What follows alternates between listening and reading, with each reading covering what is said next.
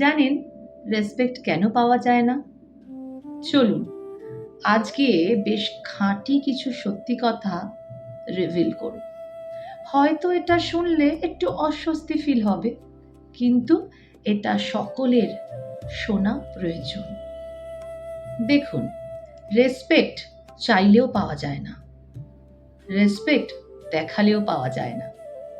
Respect যদি থাকে তবেই পাবেন। যে ব্যক্তি নিজের সাথে শুধু সমঝোতা করে চলে, মানে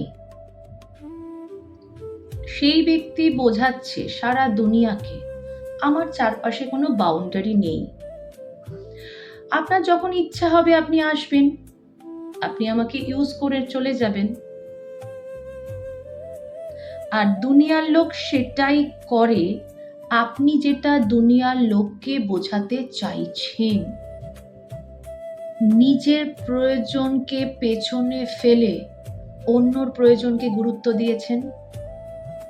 কতবার এমন হয়েছে আপনার মনে জমে থাকা অনেক কথা বলা প্রয়োজন ছিল, কিন্তু আপনি বলতে পারেননি।